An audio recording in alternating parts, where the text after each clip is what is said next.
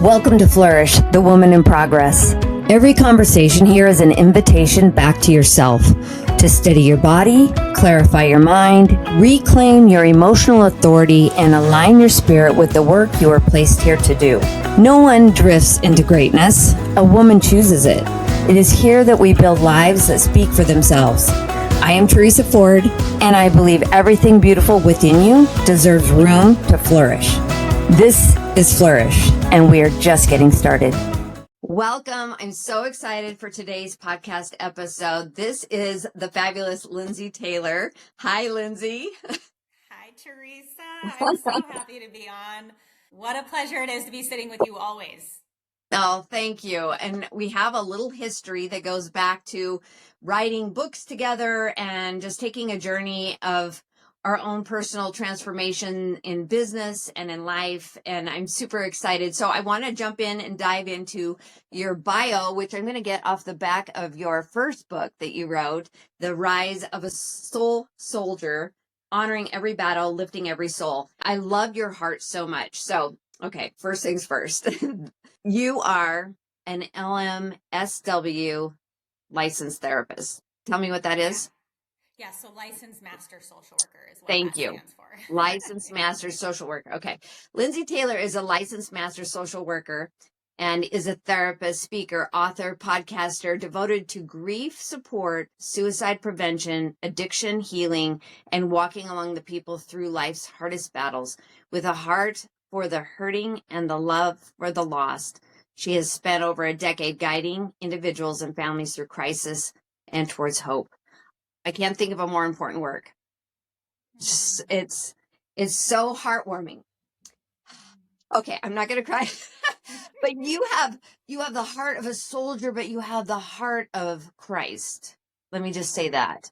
And you and I have kind of had some really deep conversations about Christ, and I'm just super excited to dive into this because the title of our podcast episode is Divine Attachment and how secure connection with God heals the nervous system and the heart. And we're going to, this is sort of a broad umbrella because there's grief, there's suicide, very personal experiences that you've had. But in the end, it comes down to all of our greatest, deepest desires to know God and to come to Christ. So we're just going to go deep because that's the only thing that we know how to do, right? Right? None of that surface level, you know what? No. Let's go deep because we really want to maximize the amount of depth that we can serve our fellow man, our fellow woman with in some of these deeper topics. So here's the first question that I have for you. From your experience working in crisis and suicide treatment, what do you see happen in the nervous system when a person feels truly attached to God, not just the outcomes or beliefs? This is such a powerful question because here's the deal. Healing happens when we integrate all three of who we are. So when you look at us as the whole man, we are body, soul, and spirit. So each of it has its own role designed to be in harmony together, right? And often what happens is in life, in our humanness, we disconnect from spirit, from truth, from our being. So I walked through a coaching program called the 180 Method, and she described us as human beings. So the human side of us is our body, our mind, our will, and our emotions. And the being side of us is our spirit, our connection to God, to truth. And so when we are connected to God, when we are attached to God, we're connected to truth, to the truth of who we are, which I wanted to read. So you read off my first book, but I talk all about this in my second book. And so I know we might share a little bit more about that at the end. But if I can read to you, because I think it would just be so powerful for the readers to have context around what I'm talking about with body and soul, spirit, and how it all connects. So I'm just going to read a little bit from that. Absolutely. So our body is connected to the world. Okay, so our body seeks comfort. It is motivated by pain, pleasure. It's reacting to the pull and push of like what feels good, what hurts. That's our body, right? The physical vessel. And then our soul is connected to our self. So I think of our body as our world head. Our soul is our self head. And so it is the seat of our mind, our will, and our emotions. It's where our thoughts and our feelings are formed, our decisions are made. The soul drives us to produce. So our soul is the producer, but it also craves rest. Our soul needs rest. So again, our body seeks comfort, our soul needs rest. And our soul carries out our core needs. So we all have these core needs. It's to essentially, it goes deeper than this, but in summary, to be seen, heard, known, and loved. And when these needs are met, ultimately, they foster wholeness, like within us. And so when they're met, we're functioning well, we're feeling connected, whole, where truth is imparted in us. When it's not met, that's when it creates a lot of like disruption and dysfunction in our lives. And so much of the suffering we face is really our soul that's grown exhausted. And that can be from trauma, life experiences, all sorts of things, right? That disrupt that. And if the core needs are not met, if we don't feel seen, known, heard, loved. And then our spirit is connected to God. So I call it like our Godhead. It's where our true identity and divine purpose is imparted. It's our conscious, our intuition, obviously the place where communion with God happens. And the spirit is where we receive truth. And it's where the truth of who we are, which is whole, beloved, redeemed, it's where that resides, untouched by the world's wounds, by our humanness, right? So to put this all together, I put this analogy in my book, and I just think it helps. I'm big on analogies. So imagine a car. Your body is the engine and frame. Your soul is the driver, thinking, feeling, and reacting. And your spirit is the navigation system, the GPS, the internal controls that provides direction, truth, and purpose. So here's the key. The driver can't navigate well without the internal controls and GPS. The spirit was always designed to lead first, informing the soul where to go. When all three align, the spirit guiding, the soul responding, and the body carrying it out, the ride is steady, grounded, and purposeful. But when the GPS, our spirit, is shut off or ignored, the driver, our soul, panics, overreacts, and tries to take control and guess which way to go on its own. The journey then can become chaotic, and we lose touch with our direction, our purpose, and ultimately who we are. So I go on to go much deeper into all of this, and how, the disruption happens when we are not allowing truth to lead. And so going back to your original question about the nervous system, and if somebody is truly attached to God, not just the outcomes or beliefs, it's because they're truly connected with truth, the truth of who they are. Yeah. And I love that so much, because in the body, we're navigating gravity, food, water, sleep, and we're not really aware of the nervous system that is behind the body, the physical experience, where your soul and your spirit are trying to be happy and live large and be bright, right? So, because that's the connection with God, is that we are light and love, like this essence of being that we try to achieve. And when there's been grief and loss, those are so heavy in the body, and it's so hard that we're not even aware that our nervous system is working through the thoughts that we're having, right? And it's disrupting the love and light that we actually are. Can you speak a little bit more from your perspective of being a trauma therapist, having a personal family experience with grief and loss, and how we can get more tuned in to our nervous system to help ourselves through the grieving process? Yeah, I think so. Again, trauma really impacts the soul and then the body, right? And so that's where it lives. There's the book, the body keeps the score. And so again, we're living in this human experience. And so it really disrupts the soul and the body. And so, that going back to where healing truly takes place is when you bring spirit into it, because then spirit is imparting truth, right? And then the soul can rest, because now the soul is like, oh, I'm already seen, heard, known, and loved. Like, I'm already whole, just as I am. Then the soul, once the soul is able to rest, then the body will follow. But the body usually is getting the signal from the soul. So again, like if our mind, our will, our emotions, the trauma has disrupted so much, and we're living out of that state of dis-ease, right? Our body's carrying that out and feeling that. And so trauma is a really, I mean, tricky thing, because we take on core beliefs. We take on these false identities and these illusions based on the trauma life experiences. I mean, grief totally disrupts the nervous system, right? And so if we're not careful and we're not connecting with spirit in all of this, that's when the soul is going to feel a lot of, I use the word dis-ease. And even depression, for example, like I look at that word as deep rest. Depression literally has the word deep rest in it. And what it means is our soul has just grown tired. And so, yeah, I can talk more to like how I integrate, because, it is very much science-based, psychological. Yes, there is tools to heal trauma, different modalities I use in the therapeutic space to heal trauma, but we've got to connect the spirit and the truth piece of that as well to help people find lasting peace and lasting freedom.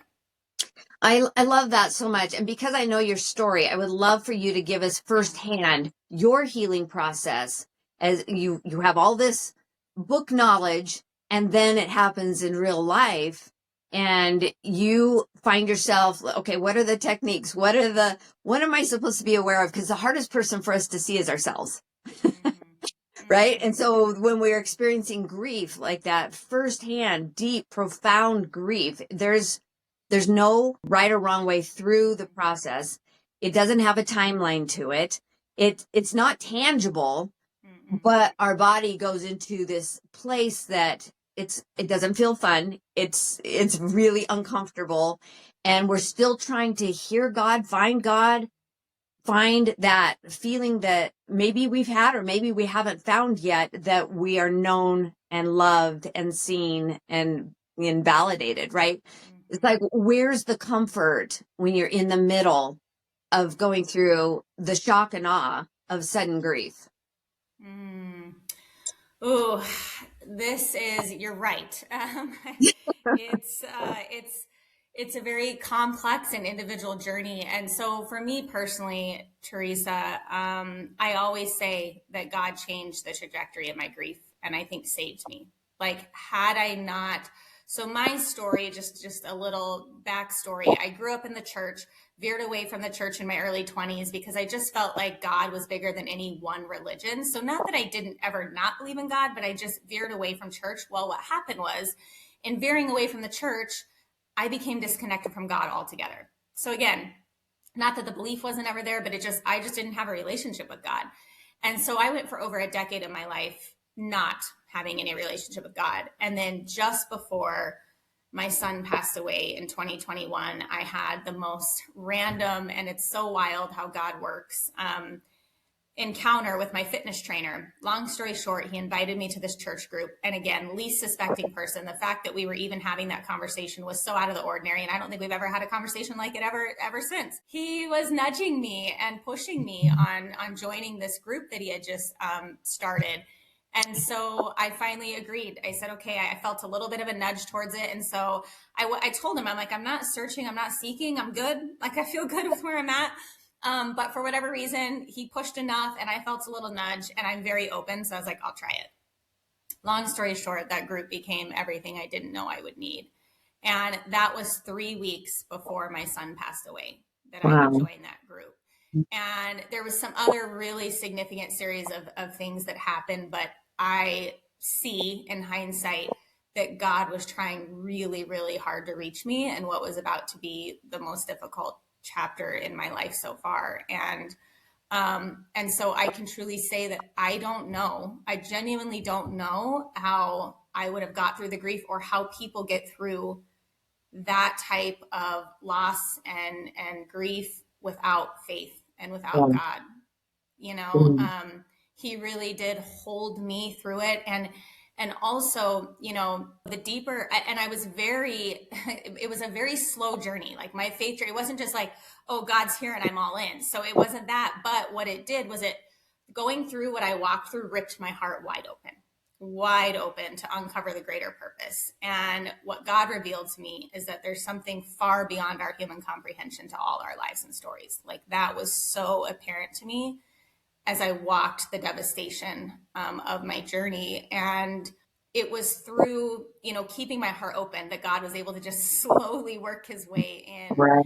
And what I learned too is just the gift of like surrender Yeah. and trust, that like I think a lot of our struggle again in the soul that we're facing is we're gripping control. That's a human behavior, that's a human thing, right? And what we think, how we think things should be, or expected outcomes, like, right, like that's our soul, that's our humanness. And when you connect with God in that, it's like there's something bigger to this. And I may not, in my limited human mind, be able to understand this, but I really could see that there was like a purpose to pain kind of thing, and allowing God to be the leader in my life, and like sit in that posture of surrender. It's hard to explain, but it brings a peace that this world cannot offer.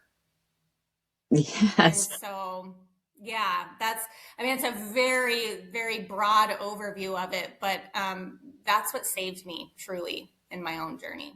Yeah. In thinking through like my own experiences with grief and loss, and now realizing the impact of the nervous system, and having decided to build a strong relationship with God, because I mean, we're his children.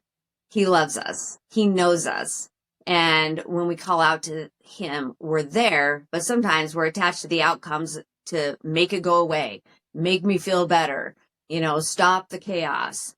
And it doesn't always work like that, because like you said, there is a lesson to be learned in the pain. And so in this sense, I just want to maybe put a visual in mind for those who are watching, listening, and experiencing some of these painful experiences, to just calming the nervous system. It doesn't make the pain go away. It doesn't make us, not miss our loved ones when they're gone. It doesn't change the reality that we see with our eyes.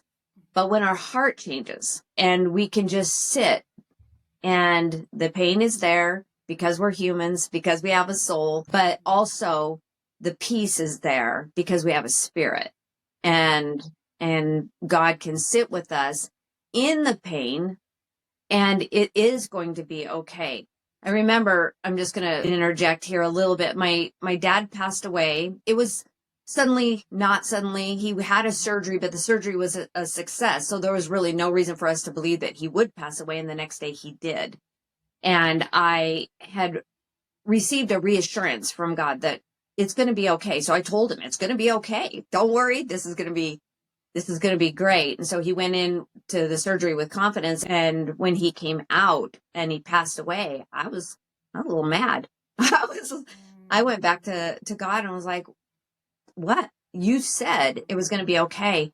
And the answer was, it's going to be okay because it's my plan.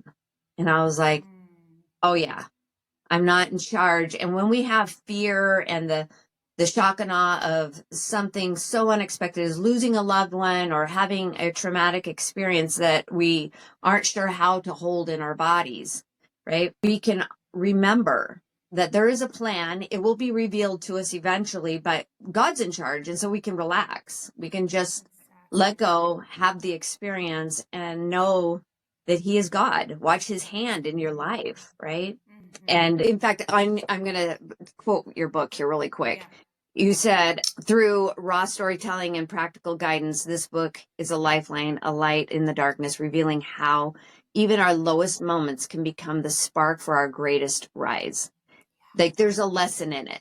Eventually there's a lesson. And sometimes it's just holding space for others who are grieving, because you can relate. Like, you've had the experience, you understand the tidal waves of grief that crash over your head and it feels like you're going to drown, but eventually tidal waves don't last forever. Eventually they're rough waves, and then they're gentle waves, but there's always waves after grief and loss.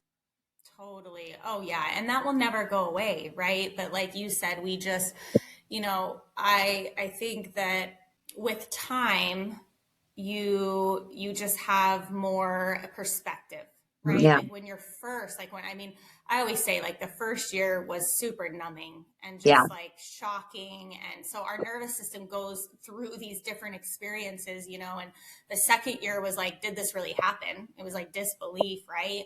And then the third year was like, now what? You know, and it's just been this journey.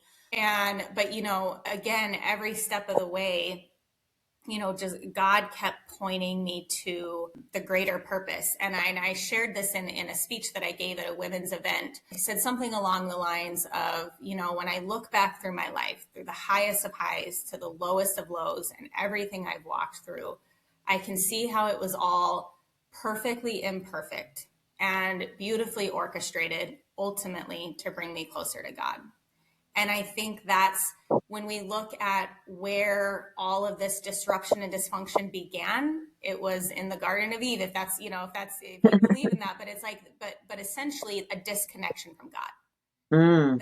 That's where a lot of this struggle begins, is a disconnection from God. And so I feel like some of these experiences and things we walk through, it helps us realize that we're not separate from God, that we need God. And so what it does is it connects us back to God. Yeah. I think that's the purpose to the pain.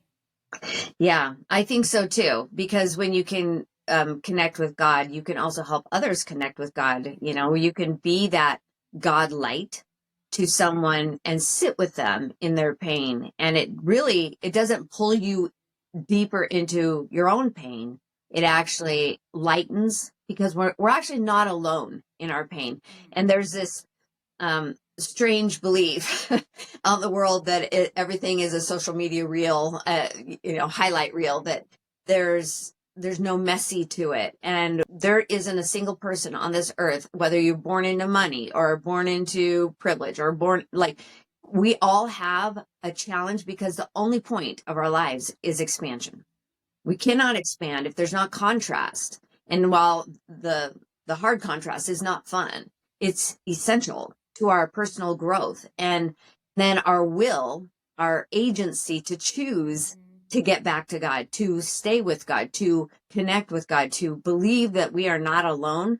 Our agency to believe that is what saves us. It's what takes the unfair playing field. Yeah. Right. It takes that to another level where it's fair right across the board, because your challenges are not going to be my challenges. They're not what your challenges aren't what I need to grow, and vice versa. And so the challenges that we've experienced, as we've experienced them in this different stages of our lives, actually brings us peace when we realize there's a purpose to it. There is a reason behind it. And that your pain and how you've overcome your challenges is actually such a benefit to me, and vice versa. And that is how we lift the collective together when we're connected to God. Yeah. I think it's our shared humanity. Yeah. You know, speaking to what you said, I said this in my book too. Nobody gets through unscathed. None of us get through this life unscathed. Yeah, we all have different challenges, but no one's immune. And another thing that came to mind when you were speaking was something that I mentioned a couple of times in my book that I really felt through my journey, was when my heart broke, my soul learned to fly. So I say when the heart breaks, the soul learns to fly. That's So gold. that's that expansion that you're talking about. And you know, I'll add this piece to the conversation too, because this just happened this week and it was so profound, and it's really coming up as we're talking. I have met this 74-year-old man at the gym, and every time I see him, he imparts so much wisdom and truth, and I just love hearing his story. He was a fighter pilot. So he's got quite the background. I mean, this guy, I picture Top Gun, you know, like he was Maverick. And anyway, but his life experience is incredible. And he was sharing with me the other day that he was reading an article that a fellow vet had died by suicide. And, you know, he said, I was really in deep reflection this morning. He said, because the article kept talking about, you know, PTSD. And so he first was like acknowledging like how hard it is, why it's hard to come back to civilian life. Like he was really sharing all the depths of that with me. But he said, you know, I call it PTSD. He said, post-traumatic stress growth. He said, here's the deal. We have two choices. We can either go the destructive path or the growth path. Yes. And I was like, man, and it doesn't minimize, PTSD and the hard things that, post-traumatic stress disorder and the hard, like traumatic things that people walk through, but it's true. We don't always get to choose what happens to us, but we do get to choose what we do with it. And ultimately, that's what, again, we are here to do, is to grow through these experiences. The enemy is here to steal, kill, and destroy, right? And so that's the destructive path. But again, if we're in line with truth and allowing spirit, the truth of who we all are, to lead, that helps us to get more in line with the growth path. And that's where we're supposed to go. That's what is going to bring us closer to truth, love, light, freedom, all of the things that we're all seeking. And so PTSD, I was like, man, when he said that, I was like, I have experienced that 100%. A lot of trauma and a lot of growth from it. Wow, that is a gold nugget. So good. Thank you for sharing that story. And that's just an example of somebody that has been through hell and back, like war, and he was able to share a gold nugget that came from a life of service and hardship, right? So, and that's kind of what we're here to do. It feels like mud, but somewhere in there, there's a diamond, and we can pull it out of the mud, right? So you often say that Jesus is the answer.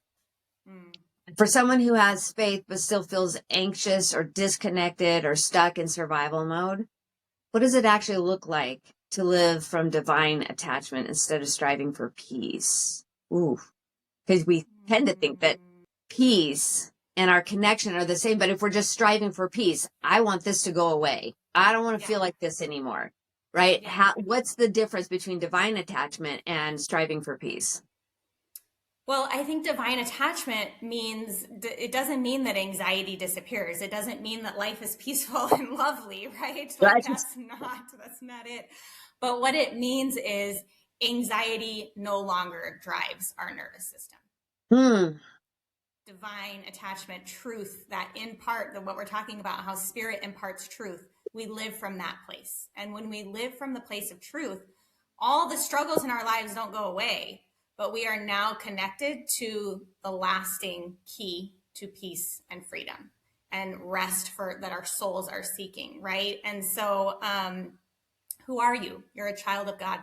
You are whole in Christ. And you have the mind of Christ, and you have the access to truth, every single one of us. And so you have the power when you're in Christ to renew. Renewal is a huge piece of our healing journeys. And so I think, that is ultimately, we think of peace as an external. We're thinking of it from the human condition, right? Of like, if things would just be better, if I wasn't facing all these hard things, like that's how we're viewing peace. Yeah. And sustainable long-term peace is rooted in who we already are and coming back home to that. I love that. Lose sight of that. We do. And there's a higher self. It's our spirit that is connected to God, right? That we forget to tap into. Like the searching for peace, we're trying to find it with our eyes, but there's a veil between our God and the mortal world. I call us stompy because we're just like stomping around on the earth. It's all it's all only what we can see with our eyes that we think is real.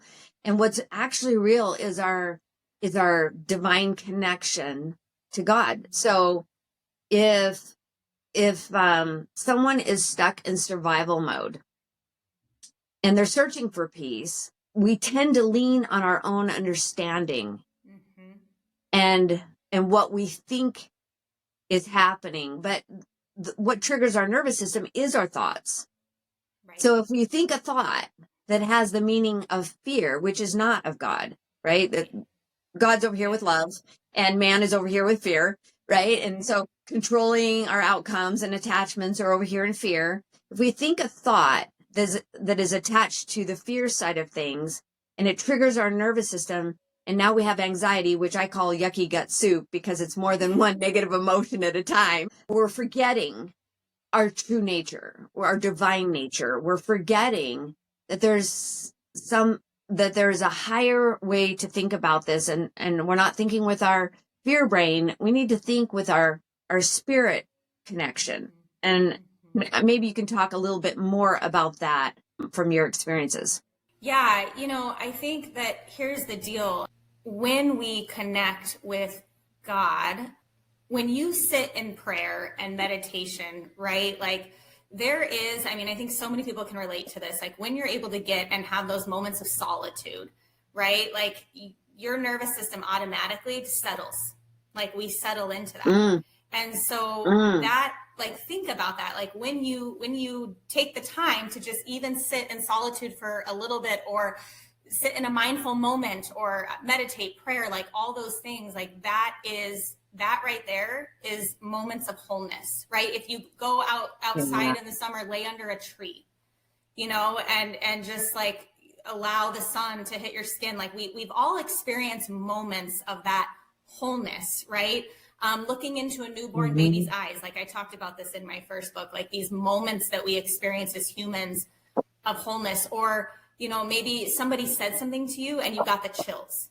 Like that is like, that right there is that higher knowing, that like spirit energy, right? That truth, that wholeness. And so we're all connected to it. It's just, we're so distracted by our mind, the busyness of the world, the chaos around us, the noise, right? Like we're so distracted by that we lose sight with. And so that higher knowing, I think sometimes it's just, spirit is so hard for us to grasp because again, we are living in our human experience, in our human minds, but it's us complicating it. It's actually really simple. Just think about those little moments of peace that you have had in those experiences. Like I just described, those are just examples.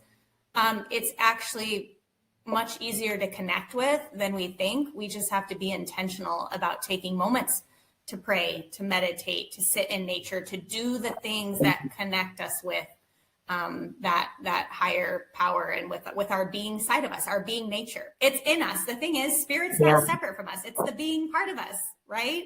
It's just bringing ourselves back to the being nature. It's a constant. It's just it's an awareness, right? Yeah. And so, I was going to say, like, peace stops becoming something you chase and it becomes something you return to when you're connected with spirit. So we're so easy pulled into our human side, like, we're human being, but it's obviously we're living in this experience. But so it's just returning. It's returning to the being side of us. It's remembering that. It's the remembering. I love that. And also what I hear you saying is that our brain, the distraction in this world is tremendous. And our brain is busy telling stories, reliving past experiences, recalling how we might feel unsafe or in danger, or there's a threat of being abandoned or rejected or alone. And that's the busyness. So that's what I hear you saying, is that when that can settle down, you're lying under a tree and the sun's hitting your face, you can remember, like, just the tree, just the grass, just the sky tells you that you are protected, you are safe, because there is a higher power. How do all those things get there? I know that's a different conversation, but it is the safety bubble in which we live in a gravity pulled existence, right? And remembering that our thoughts are what's creating the anxiety. So when we are living in the space of remembering our connection to God, we'll know we're there because the anxiety goes, whew, because we had a better thought about it.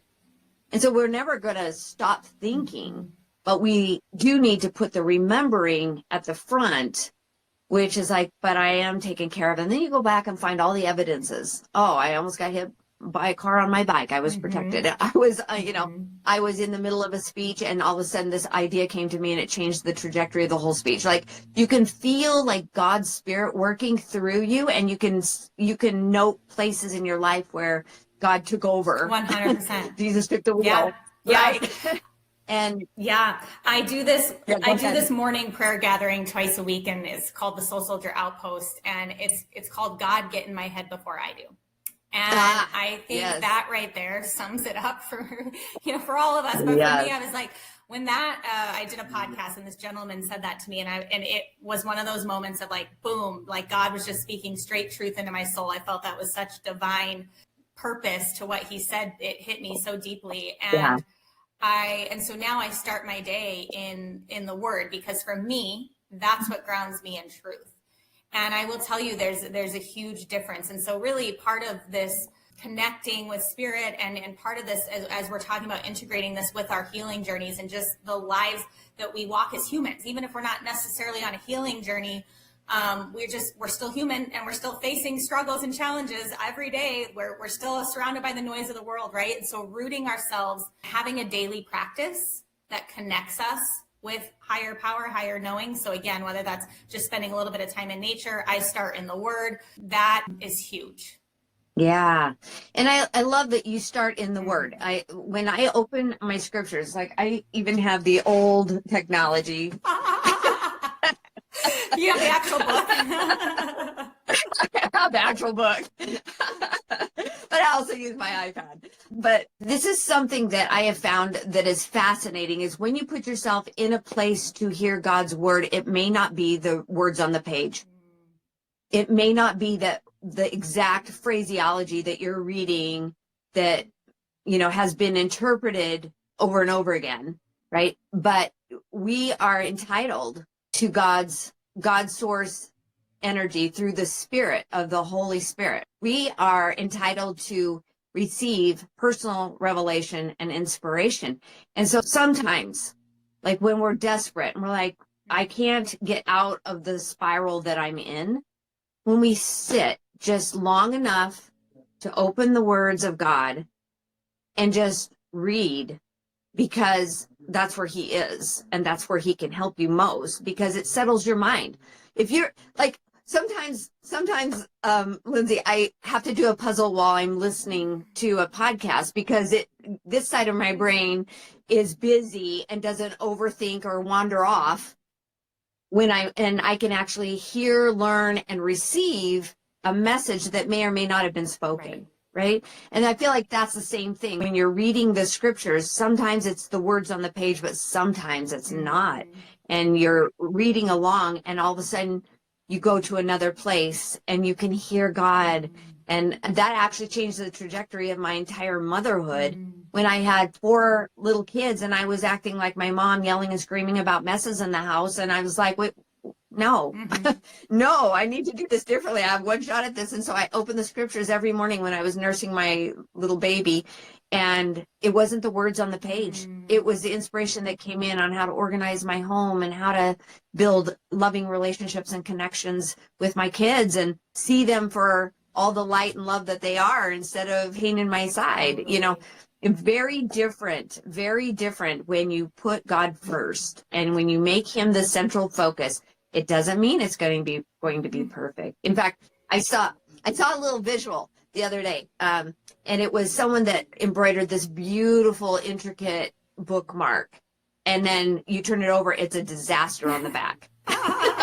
It's got all the tied knots and all the loose ends, and I feel like that's us, and we expect that life is going to be the front of a beautifully embroidered, intricate, and well-designed bookmark. Totally. But the back has all the cuttings and all the tied knots and the disorganization. And I feel like grief and trauma can sometimes just feel like our life is always going to be the back of the bookmark. It's going to be the front and the back.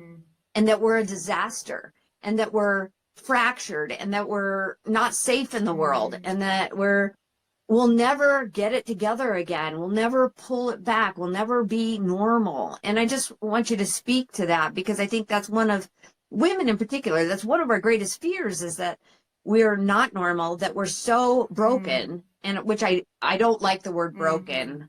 It's an illusion. Because it's an illusion, and it depicts that you can't make it whole again. But I think we Yeah, face, I speak think to we that. face experiences, broken experiences, right, that lead to that sense of brokenness, right? But again, it's not the truth of who we are whole.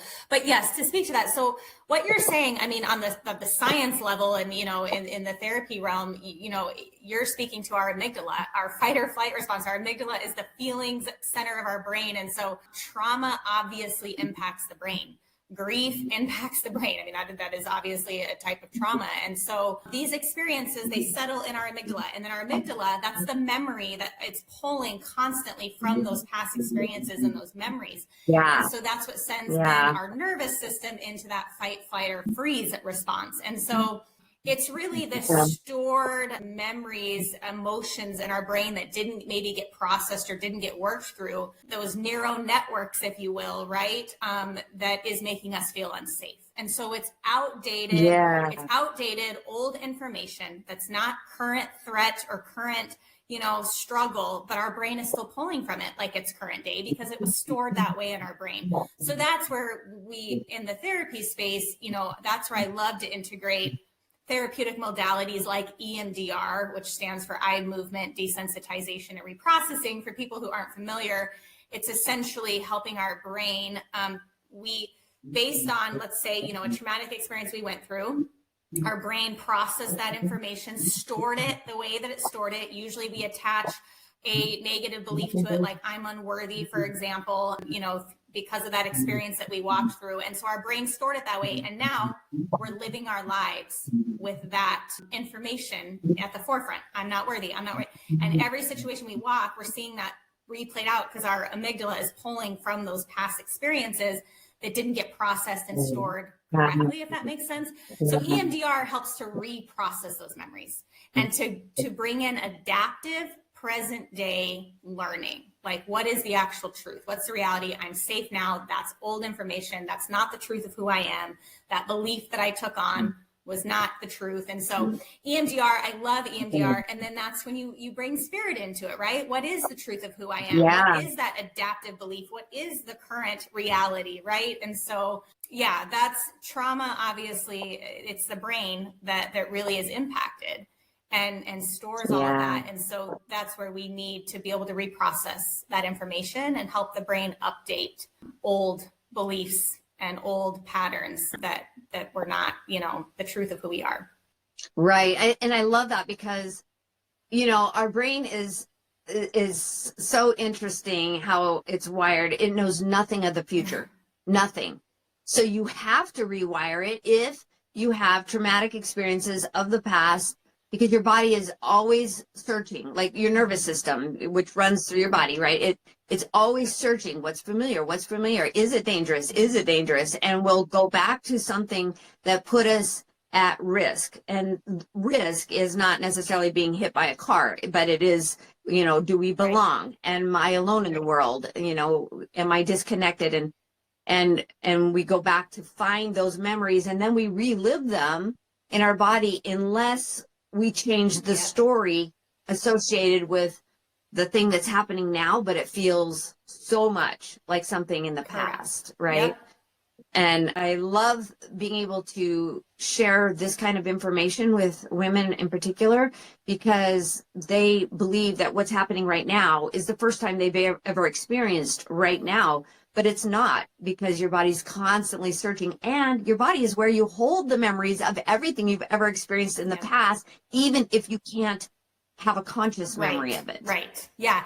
It's stored in the brain, right? But then the body is reacting to, because the brain, the amygdala is triggering that nervous system response, which is then that's felt in the body. And so, yeah, it's all connected. And oftentimes we don't even, you know, when we do EMDR, we go back to what we call the target, like the core memory, which is like the very first time that, you know, the very first experience that links to that, you know, neuro network that we're working on.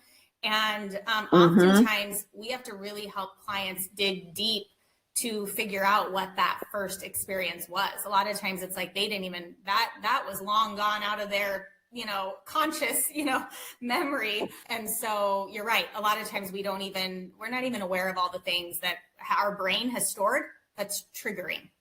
Right, right. Yeah, and recognizing a trigger, we're having reactions and it's like, oh, I just have anxiety. Oh, I just have, I just don't trust easily. We're not really normalizing why those things are and or how to move beyond them, especially when it comes to trauma, which I want you to define trauma the way you would with your clients. And then I also want you to maybe show us the the way to learn to trust yourself again and to trust the world in which you live, that is part of the nervous system work that brings us through maybe from the worst of traumas, the grief, the loss, to the shifts and changes that come with changing jobs, or a child leaves the home for the first time to go to college or whatever. How do we adapt and become resilient through our lives with using the nervous system, and especially defining trauma to kind of take the wounding out of trauma, the brokenness out of trauma, to just name it for what it is and how it actually can help us. Well, trauma, yes, we throw this word around, right? And it's so, I don't know if there's an easy way per se to talk about trauma or to define trauma, but essentially what causes trauma in our body is any sort of, adverse life experience, essentially in the most broadest sense, right?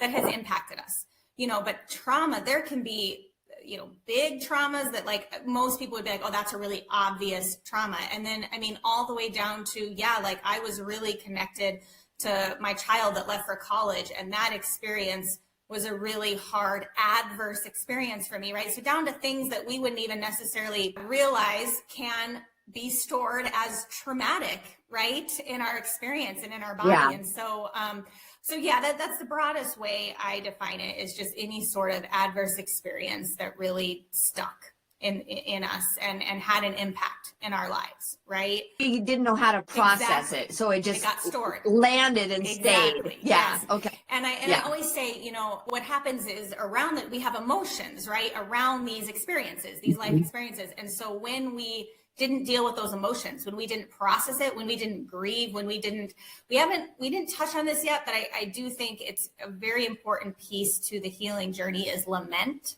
I don't know, a lot of people are familiar with that word, but let's talk about it.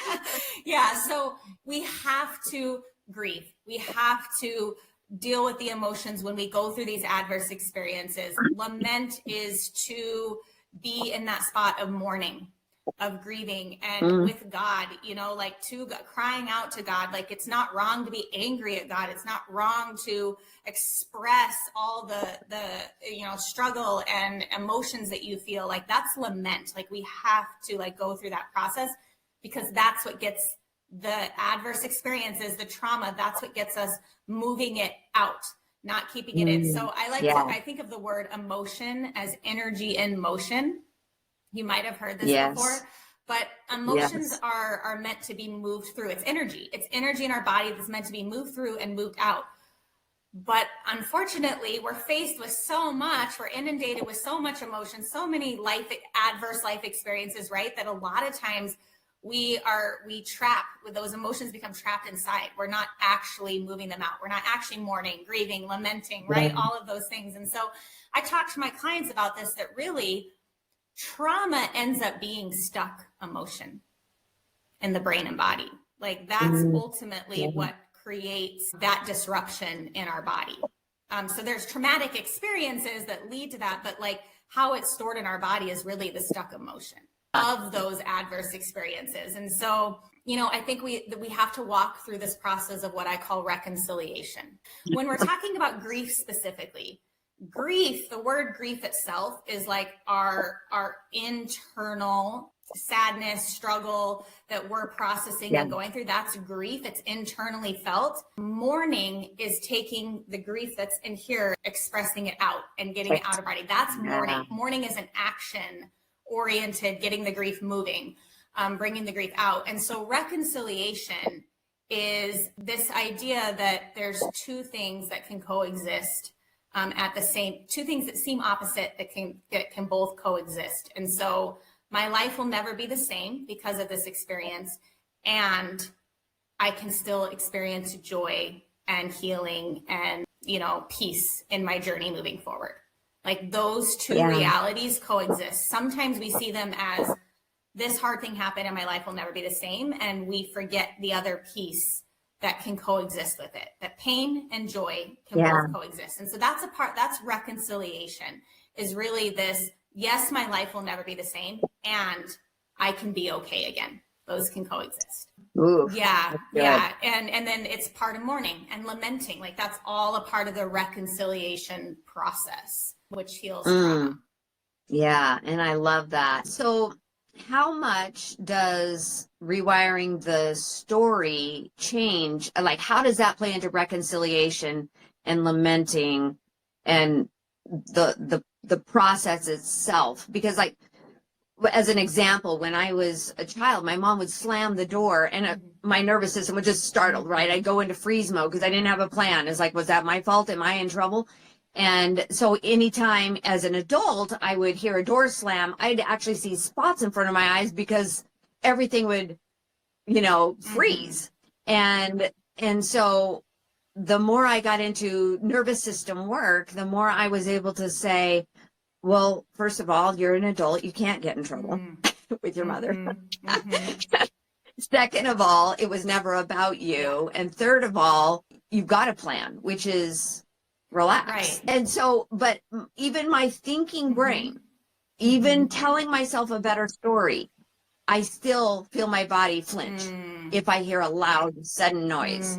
Talk a little bit about like how lamenting, reconciliation, and the process of moving your brain into a better place so your body can be in a better place, how all that works. Well, so that's where what you're really speaking to is the trauma was stored in the amygdala, right? So it's that's where that's the stored, piece of it. And so our nervous system, our body is responding to that, to what's stored.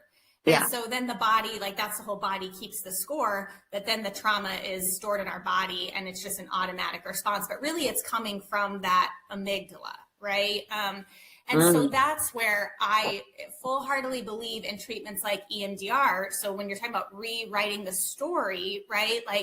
Because we took that experience in our brain, we formed a story, with that experience, and that's how we stored it. And so what you were saying is now I can root in, no, I'm not that little girl. I'm not in that spot, that's updating it with adaptive information. But we actually have to rewire. We can say that all day long, but if we're not actually rewiring those pathways, which is what I love about EMDR, because you use bilateral stimulation, that's why it says eye movements back and forth. There is science and backing behind that in order to rewire those pathways, we need that bilateral stimulation as we're rewriting the story and bringing in adaptive information. So this gets a little technical, but my point is sometimes it's not just enough to say, to tell yourself what the truth is, right? And to just rewrite the story of I can see, my thinking brain can see that this is what's the actual reality now. But if you haven't done the work to actually rewire the brain with it, and then the body can then come on and learn that updated adaptive information, you're not going to have that true, you're still going to be pulling from those old wounds, if you will, and the old ways that was stored. And so that's why somatic work too, somatic processing, which is getting in the body, doing that work with EMDR, you've got to get the brain and the body reprocessing that story. It's not just enough to tell ourselves the story. Does that make sense? Yeah, it does. And I want to bring this all the way back because we started out talking about our connection with God and our spirit, that, we're sort of like the blind friend to God. We can't see God, he can see us. And we're like, I can't see. Are you here? I don't know. Right. We're doing a little Stevie Wonder because we're like, I don't know. But because we're in a body, there is a necessity to also move through the processes like EMDR offers to rewire the body and the brain at the same time, which also can release you from being too attached to what we see with our eyes, what we think is really happening to us, and that we're disconnected, we're sad, we're alone, we've been left, rejected, Yeah. abandoned, and help us reconnect Exactly. with God. And so the spirit can shine, so to Yep. speak, and the body can be at peace, Exactly. and that we're not searching for peace, we're remembering it, just like Yep. you said. Reconnecting. Yep. Exactly. Yeah. That's so the more we do that work, right? The more that we update that information in the brain and the body, then like the spirit, it's much easier for the spirit to impart that truth and to rewire that story and the truth of who we are. So yeah, they all work together. I mean, that's why I say, like, sure, if you were to just do the, soul and body work, that's huge and it's effective and people find great healing from that. But I think the lasting peace that our souls are seeking, the lasting healing, is going to come from spirit being a key piece of that. Because here's the thing, you can reprocess those traumatic events. You can do the nervous system regulation, but life is going to continue to throw things at you. And so you need that spirit piece all along the way to deal with every up and down that life throws at us. Yeah. Thank you.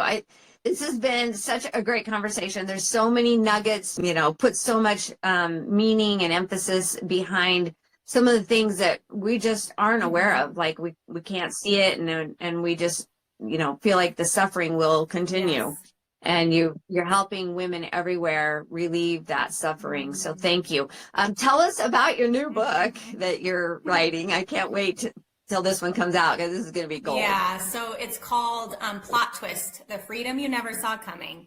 And really, so I do have a heart, like I said, like you said in my bio, I have a heart for the hurting and a love for the lost. And so I don't know, God gave me this gift of, I really have just a deep level of grace for people that society writes off. So people in prisons, people on the streets, like just people that we forget about sometimes, or, obviously people in prison, justice needs to be served, and God is just, right, himself. And so, that I don't excuse anything that they've done. They need to be in there, but I also believe that nobody's beyond saving. And so my heart is to ultimately go in and serve that population and bring the light and love of Jesus and Christ to those spaces. And so this book originally, when God put it on my heart, like what I was supposed to be writing next, I originally thought that I was going to be writing it for people in prison.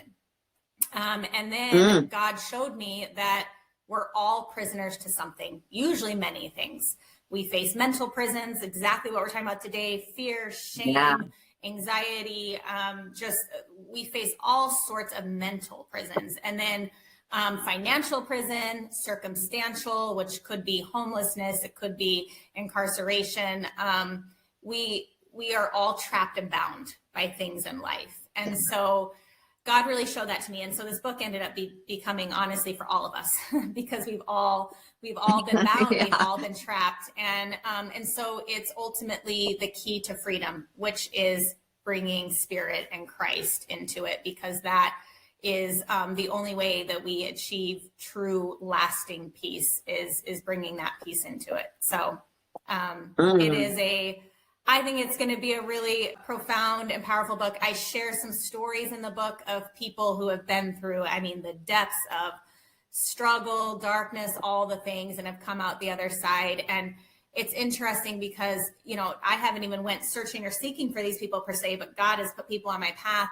And when they share their testimony, like, he is at the center of pretty much every person that I've come in contact with, like their actual healing journey. And they're, whether it's from recovering from addiction, getting out of a life of incarceration. I share a story about a man who was incarcerated.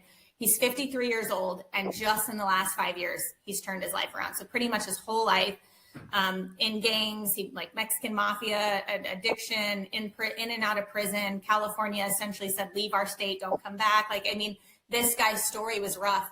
And in the last 5 years, because of Jesus at the center of it, he's been able to turn his life around. So anyway, I share stories of people who have tapped into to freedom through Christ. And so, yeah, that's the new book. That's phenomenal. Okay. I love that. I can't wait to read it. When's it coming out? Well, I don't have the official date. I haven't said it yet, but end of February. It's probably going to be end of February, early March. Okay. Yeah. Early March 2026. Yes. On Amazon, I'm Yes. assuming that. Okay. Okay. So plot twist. All right. And now tell us about your product line. Tell us about the shirt you're wearing. Ascender. Yes. Ascender Collective. So, I've walked through a lot, obviously, and something that God has made so evident to me is that the battles that try and break us don't have the final word. Hope does. And so, yeah. And so that's the heart of Ascender. It stands for ascend and endure, put together, to rise and endure. And it's really just wearing our rise and this idea that we walk through these battles in life, but that doesn't have the final word. Hope does. And so this sweatshirt is my favorite. I got to show you the back. It says kingdom. Yeah, let's see. It says let's kingdom over culture. I don't know if you can see that. First things first. Yes. So yeah, it's just, it's athleisure. So athletic and leisure wear that can be both worn together. We have a hat that's really popular that says, God, get in my head before I do. So yeah, really just that reminder for people, a wearable reminder that the battle doesn't have the final word, hope does. Oh, that is so fantastic. Where can we buy those products? AscenderCollective.com. So it's, again, the word ascend and endure together, collective.com. Okay, perfect. Is there any other way we can get hold of you or follow you? Yeah, social media, I'm under @FreedomSoulSoldier. So you can find me there.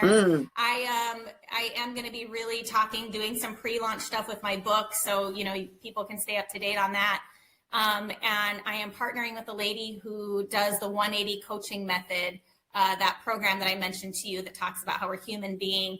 And I walked that personally on my own healing journey. And I will say, I've done therapy myself, the self-help books, the support groups, whatever. I've done all the things in my life. I found the deepest healing through this coaching program. So if others are looking to go deeper in their healing journey, I can connect them with Alejandra, who developed the 180 coaching method. So yeah.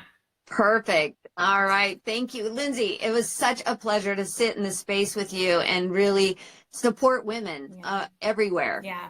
Thank you, So Teresa. thank you. Okay. Take care. Flourish is the voice of a larger movement, the empowered woman's journey to freedom, a rising collective of women who design their lifestyles with intention, lead with conviction, and know that the legacy they leave is shaped by the standards they hold today. You are the woman in progress. So stand tall in your authority. And when you lead yourself well, it changes the trajectory of generations. That is the point. If something stirred within you, don't ignore it. Explore it, follow it, expand from it. It's who we are, it's how we live, it's what we do. And I'll see you next time on Flourish.